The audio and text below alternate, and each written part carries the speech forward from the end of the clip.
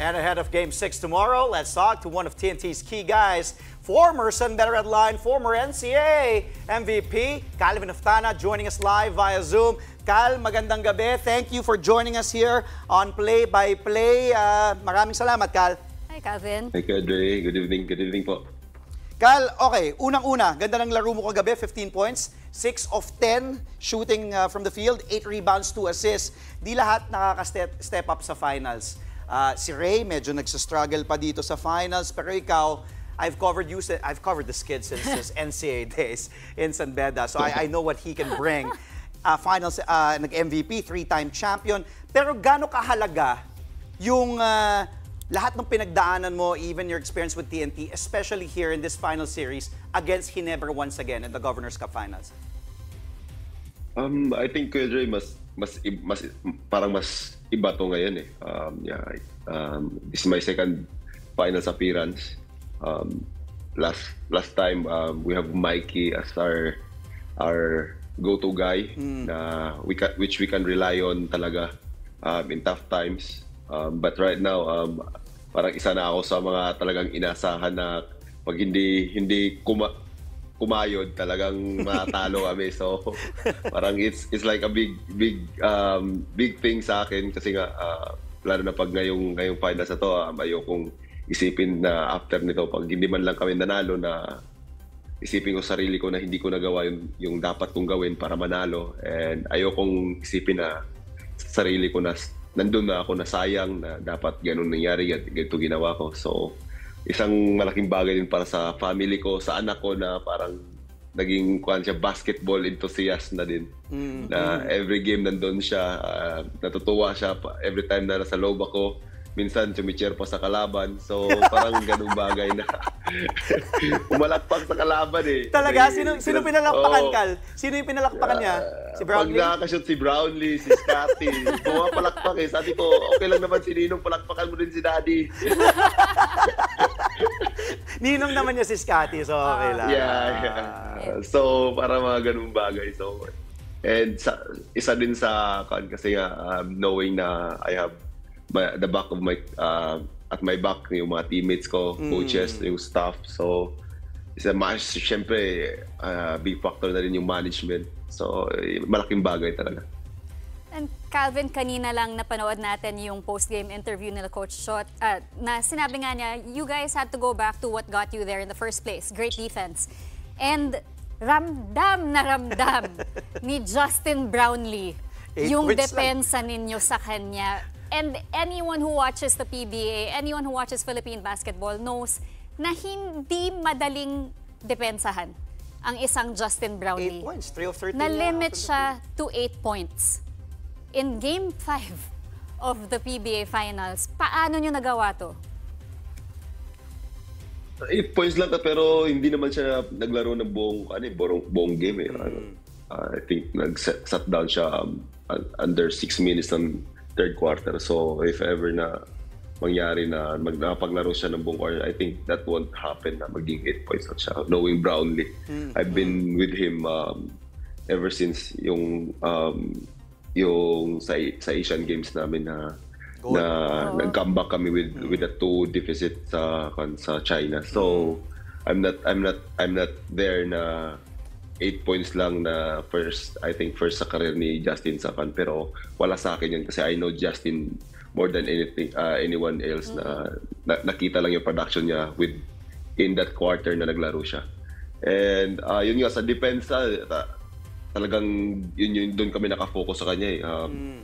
Ever since nag-start yung mag-start pa lang yung finals, talagang yung namin scouting is limit Justin because we know Justin capability na talagang aahunin niya yung mga kasama niya, hindi lang yung scoring niya, yung presence niya sa loob ng court.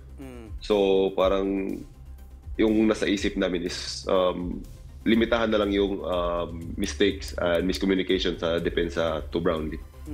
Cal, isang panalo na lang kayo. I'm sure kahit si Coach Chot sinasabi, huwag kayo masyado ma-excite dahil ang Ginebra, babawi yan, mag-a-adjust yan. Kayo naman, kayo nila Jason, nila Roger, Ronde, Ray, ano sinasabi ni Coach Chot sa inyo, pinag-uusapan nyo na sustain, ano yung kailangan nyo i-sustain, i-maintain, at yung kailangan nyo pang i-adjust para makuha nyo na ulit yung kampyonato sa Governor's Cup?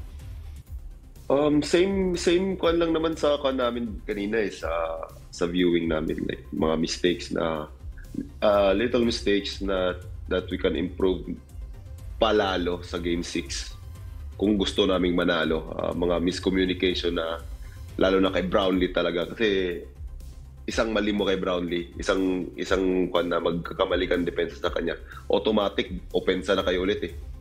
Parang stop yung depensa agad, opensa na kayo pag nagkamali kayo ng depensa kay Brownlee. And hindi lang kay Brownlee, we look forward in kina Holtz, Hamnisi, kasi sila yung big factor the whole tournament din. Mga kanila, mga decision making and all the stuff na ginagawa nila na pinahirapan nila kami. Kay Scotty naman, alam naman natin kung ano yung strength ni Scotty, yung hustle niya sa loob ng court, yung leadership niya. So, yung mga ganung bagay na talagang hindi lang kailangan isang tao yung gagawa, kundi buong team talaga. And then, syempre, Calvin, do or die na to for Barangay Ginebra. Alam natin, babawi si Justin. Alam natin na inaaral na lahat ng adjustments ng coaching staff, gagawin nila bukas. But, yung hindi mawawala, and on a Friday night, ang Ginebra crowd. Sumisigaw, Ginebra! Yes. Ano na ang mga, alam mo na, yung mga ine-expect nyo, yung mga kailangan nyong paghandaan, dahil alam nyo na rin yung ipapasok nyo doon sa arena na lahat ng tao nagsisigawan na. Knowing Ginebra, every time na kahit di naman finals, every time na makalaro mo sila, it's not just them na yung magiging X factor. Nandun yung crowds. And ever since naman, kahit siguro hindi pa ako naglaro, Ginebra is a fan-based team na talagang tinatangkilik ng mga tao. I don't know, sana magkaroon din nga kami ng gano'n, no? So, pero yun nga yung maganda eh, like playing in the finals, nakalaban mo yung Ginebra, ang daming manood na hindi mo gaano nakikita sa mga elimination, sa quarters. So, para sa akin is nakaka-boost ng confidence, like lalo na pag dikdika na back and forth yung shoots. So, nandun yung mga sigawan, mga chanting na gusto mong marinig para mag-boost yung kandil. Hindi lang naman para sa akin yun, para sa kanila yun, parang sa amin talagang namomotivate din kami. And nung pagpasok pa lang ng finals, we talked to some of our guys naman na to be ready with that. Kasi they gonna say what they want, kasi yun yung binayad nila para manood ng finals. And just be ready and be composed na lang sa laro. Cal, maraming salamat ulit sa oras mo. Regards sa misis mo and sa anak mo. Sabi mo, huwag na mag-cheer kay Scotty. Pati kay Ikaw naman muna. Ikaw muna. Idol niya yun.